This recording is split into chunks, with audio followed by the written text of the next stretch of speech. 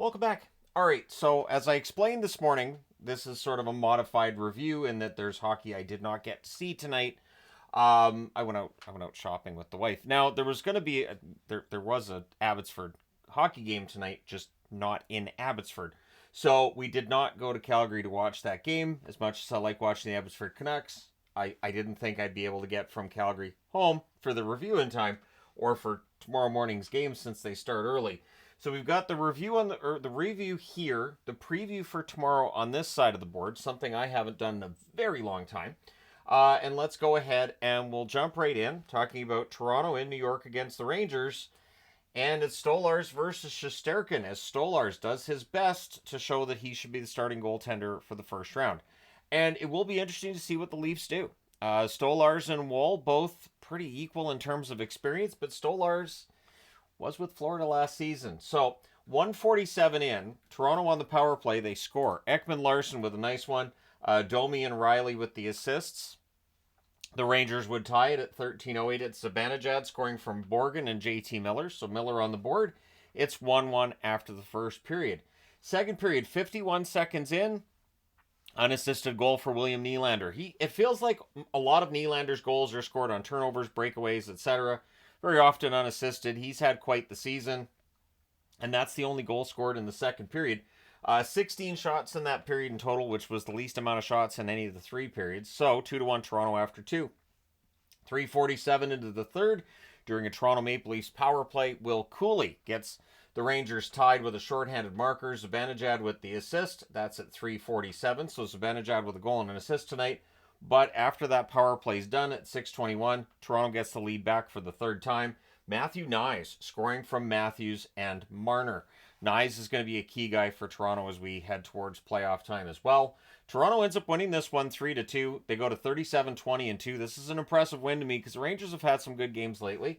The Rangers now 29-26-4. They miss a chance to move closer to a playoff spot, and we'll get into how the playoffs are looking with the 13-game preview for tomorrow, including the Stadium Series. So, yeah, shots on net in this one, 14-4 Rangers in the first, 9-7 Rangers in the second, 12-6 Rangers in the third. They outshoot Toronto 35-17. Power plays, 1-for-4 for Toronto, 0-for-3 for the Rangers. Both teams had 21 hits. Stolarz, 33 saves on 35 shots, showing how good he is. And Shesterkin, 14 saves on 17 shots. I did mention the three stars being Knies, Zibanejad, and Stolarz, right? If I didn't, I just did. So yeah, let me know your thoughts, Toronto fans, on tonight's game. Does that make you feel better about things? And Ranger fans, they played really well. Stolarz kind of goalied them, but are you concerned with the fact that, again, Shesterkin's numbers not quite at that same level this season? All right, next up, LA and Dallas. So it's Kemper at one end, Ottinger at the other. Dallas scores early on at 4:21. It is Robertson from Harley and Hintz. Thomas Harley has been playing really well. I think coming out of Four Nations, I think that gave him some added confidence. Great time right now for Dallas, even though there are some injury concerns there. Warren Fogle would tie it at 6:44. Dano and Anderson with the assists. But then Dallas gets a power play and they score on it. Duchesne at 11:59 from Hintz and Robertson. So Robertson with a goal and an assist, and we're not even quite 12 minutes into the game yet. At 14:11, Stankoven scores from Lindell and Steele. So one thing to keep an eye on with Dallas is whether or not Stankoven has a really good run now the rest of the way in the regular season. They need that depth scoring come playoff time, and they were up 3-1 after the first period in this one. Second period, on the power play, Dallas would score again. It's Wyatt Johnston from Hintz, and there's Thomas Harley again at 4:57. But at 13:51, the Kings tie it. Trevor Moore, who's heating up goal-scoring-wise, makes it a 4-2 game. So we go to the third period. I was home at this point. There's an early press by the Kings. Kempe has a one-timer, that's blockered aside. The Kings press at 3.5 minutes. They're kept to the outside. And then on a turnover at 4:06, Stankoven goes around Kemper and puts it in the net. Hintz and Robertson with the assists. So Stankoven with a couple of goals tonight.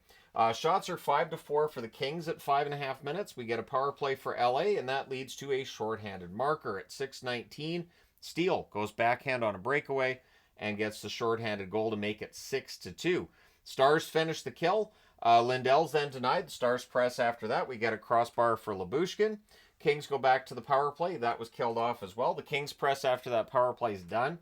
Stars press with 3.5 minutes left. Kempe then fires one wide from the slot. The Kings lose this one 6-2 to Dallas. The Kings are much better at home than on the road. Shows here. Dallas better at home than on the road. Dallas 38-19-2 with the win. The Kings 31-18-8 with the loss. They miss out on a chance to get closer to the Oilers. Your 3 stars are Hintz, Stankoven, and Steele. Shots on net, 15-9 Dallas in the first, 12-8 LA in the second, 10-9 LA in the third. Final shots, 32-31 Dallas. Power plays, LA 0 for 4, Dallas 2 for 3. The hits, 27-14 for the Kings. Kemper, 26 saves on 32 shots. Ottinger, 29 saves on 31 shots. So good night for Ottinger. Kemper, one of those rare nights where he allows 5 or more goals. He's done it a few times this year. He'll bounce back in the next one. I would think, though, we'll see Riddick in tomorrow's game, but we'll get to that when we get to the preview for tomorrow night's games. All right, last game of the night, Minnesota in Colorado. So Gustafsson versus Blackwood. Minnesota gets on the board first. Zuccarello at 4:14 from Johansson, but Colorado would get a power play later in the period. They score on it. Nichushkin from McKinnon and Natchez at 13:58, but Minnesota gets power play before the period's out. They get the lead back. It is Hinostroza from Faber and Rossi at 17:42. So the Wild come out of the first period with a 2-1 lead. So as the second period starting, I'm like, okay, Colorado has a power play. We'll see how things go from here. Well, the Wild do finish the kill. The Avs press after it ends. Girard fires one high from the slot. There's more pressure by the Avs at 3 minutes. Lekkonen's denied from the doorstep. 5.5 minutes in, the shots are 4-0 for Colorado. And at 8:57, Drouin roofs one on a fast break. The assist to Shillington, so that makes it a 2-2 tie. Then at 9:49, less than a minute later, Jack Drury goes top shelf on a rebound. Makar and Colton with the assists. So, yeah, this is how these games have been going for Minnesota lately, right? Near miss for Johansson on a rush. The shots are 9-2 for Colorado with 7.5 minutes left. Boldy has a rush chance, that's saved. And then at 14:39, Colton goes with a one-timer on a 2-on-1 rush. Shillington and Kiviranta with the assist. So Shillington with a couple helpers tonight. At that point, the score is 4-2 in favor of the Colorado Avalanche. The Avs pressed for another, and I put there no mercy with a question mark. So I'm like, how bad is this score going to get? It just felt like the Avs were just teeing off on Minnesota at this point. Heavy pressure by the Avalanche with a minute and a half left. Then Brodin nearly gets one in the closing seconds, but it trickles wide. It's 4-2 Colorado after 2. Third period, Brodin leaves the Wild bench early in the period, so Merry Christmas, Wild fans. It's been endless injuries for the Minnesota Wild. I feel bad. The Wild draw power play, that's killed off. Minnesota goes back to the power play. There's a lot of booing for that. The ref's told that he sucks, but that power play's killed off as well. Minnesota didn't have a shot on either of the power plays, and on the first of the 2 power plays, they didn't even have a shot attempt. They didn't even get a shot at the net. In fact, the shots on net are only 1 apiece at 7 minutes. Girard has a wrister that's held. The shots are at a premium in the third. I think there were like 3-3 with a few minutes left, or maybe 7 or 8 minutes left. There wasn't a lot going on. The Wild, it looks like, are just in a tailspin. Completely understandable. Totally understandable in this case. There's a press by the Wild with 4.5 minutes left, but they're kept to the outside. The Avs press with 3 minutes left. So the Avs ice the puck with 1:56 left. Minnesota calls a timeout. They also pull the goaltender, but then with 1:10 left, there's a power play for Colorado. McKinnon, I think, wanted to be awarded a goal there. He complained a lot. And I will agree with the Minnesota announcers I was watching here that it was kind of a surprise McKinnon didn't get some kind of misconduct on the play, because he was chirping a lot at the officials after that. It is interesting to see how some officials have kind of a hair trigger, like, certain things are said, or guy complains too long, they're off the box, and other officials just tune it out and ignore it. That seems to have been the case here. So Minnesota down by 2. They pull the goaltender to make it 5-on-5. So it's an empty net goal by Colton from Taves at 19:52. Also technically a shorthanded goal, and the Avs win this one. It was a power play goal, right? Because the Avs had the power play. So it's a power play empty net goal. I'm so used to the shorthanded empty netters. But yeah, so Colorado wins this one 5-2. They go to 35-24-2 with the win. With the loss, Minnesota 34-22-4. And one way you can tell Minnesota's in trouble is when the Minnesota announcers are talking about how far they are above the playoff line and how they don't really have anything to worry about just yet. That's how things have gone for Minnesota just over the last week and a bit. 3 stars, Colton, Shillington, and Drury. Shots on net, 15-10 Colorado in the first, 12-4 Colorado in the second, and then Minnesota outshoots them 7-3 in the third. Final shots, 30-21 Colorado. Power plays, Minnesota 1 for 3, Colorado 2 for 3. The hits, 15-14 Colorado. Gustafsson, 25 saves on 29 shots. Blackwood 19 saves on 21 shots. So there, we have now finished the review portion of this video. Let's go ahead and finish things up with the preview. We have 13 games on Saturday. Yep. And this is the only video where I felt like I could get this squeezed in, because there really isn't. I thought, well, I could do another news video if anything happens, and then not really. So we have 2 games starting at 12:30 a.m. or 12:30 p.m. Eastern, 9:30 a.m. my time Pacific. Nashville in New York against the Islanders. Nashville 21-30-7 on the season. They're 3-7 in their last 10, coming off a big win against Winnipeg. They are only 16 points out of the playoffs, whereas the Islanders 26-25-7 on the season. They're 5-5 in their last 10. They are 7 points out of the playoffs, but they win just enough games to keep themselves in the hunt.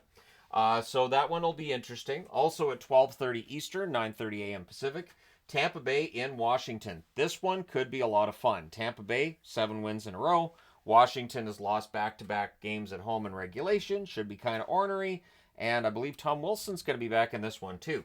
So Tampa Bay, 34-20-4 overall. They're 8-1-1 in their last 10. They're 3 points behind Florida for second place in the division. So they're right there. They are trying to make that run first place. Whereas Washington, 38-13-8 on the season, 5-2-3 in their last 10.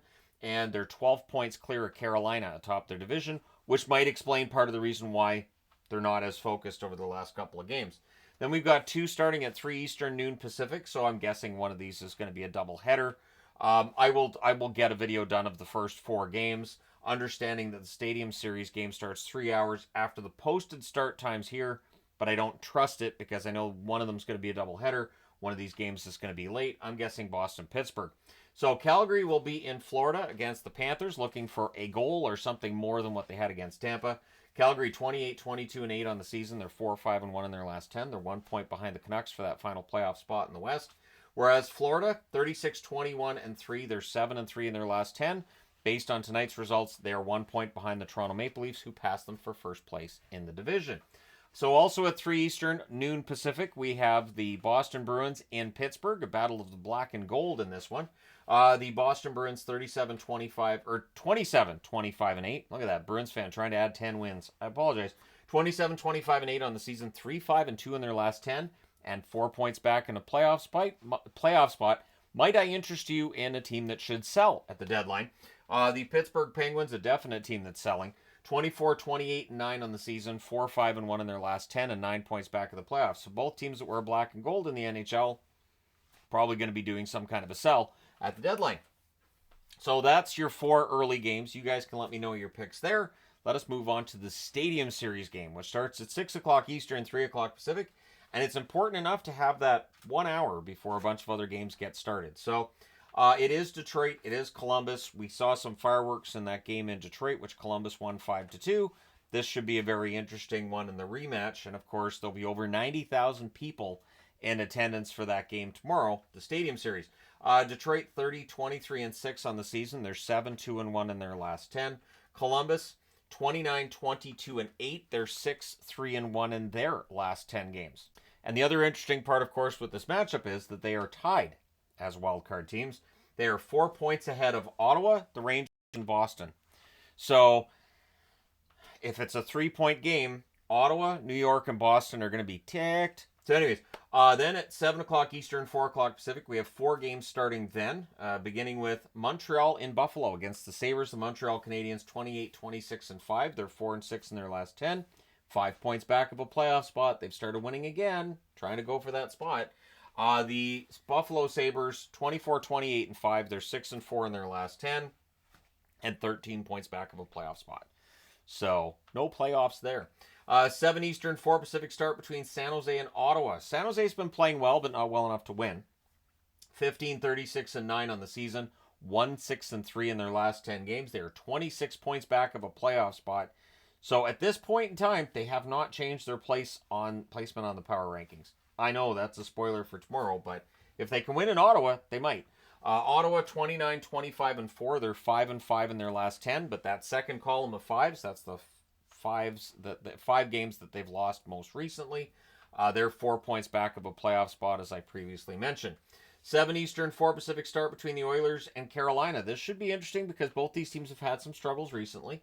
More so with the Oilers, but both of them below 500 in their last 10. The Oilers 34-21-4 on the season, 3-6-1 in their last 10. They're 2 points ahead of LA, so Dallas did them a solid tonight. On the other side, you've got Carolina, who are 34-21-4, 4-5-1 in their last 10 games, and they're 2 points ahead of New Jersey in second place in the Metro Division.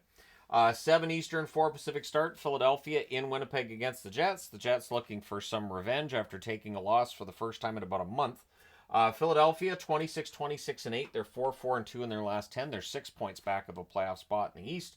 On the Winnipeg side, 42-15-3 record, 9-1 in their last 10. They are 9 points clear of Dallas after Dallas won tonight. So Dallas within single digits.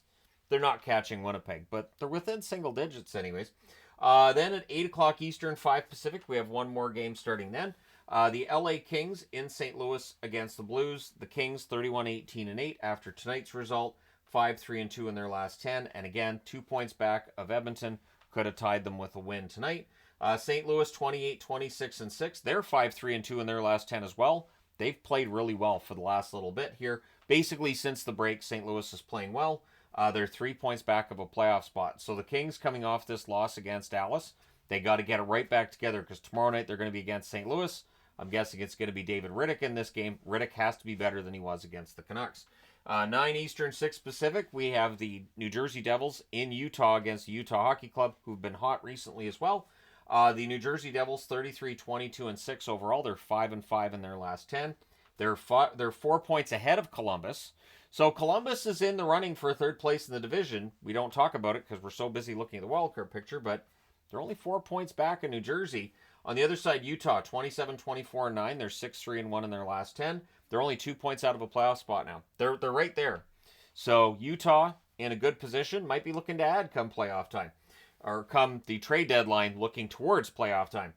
10 Eastern, 7 Pacific. We have 2 games starting then, beginning with Chicago in Anaheim against the Ducks. Chicago 17-35-7 on the season, 2-6-2 in their last 10, 24 points out of a playoff spot, or 2 points ahead of San Jose. It's a way to look at it. The Anaheim Ducks 26-25-7. They're back above 500. They're 7-2-1 in their last 10, coming off a big win against Vancouver, and they're now 6 points back of a playoff spot, so they're in the mix as well. 10 Eastern, 7 Pacific, Vancouver in Seattle against the Kraken. Vancouver doesn't have a great track record against the Kraken. 27-21-11 is their record overall. 5-4-1 in the last 10 games for Vancouver. They're only 1 point clear of the Calgary Flames for that final playoff spot. And so Vancouver, it is going to be interesting to see how they handle the trade deadline. Seattle, 25-31-4 overall. They're 3-6-1 in their last 10. They are 11 points back of a playoff spot. And as I always say, if you're 10 points or more away from the playoffs, especially later in the season, it's into better luck next year territory. So there you go. Let me know your thoughts in the comment section below as always. Don't forget to hit like and subscribe in the event you may not have done so already. Thank you guys so much for all your support as always. I will talk to you again soon.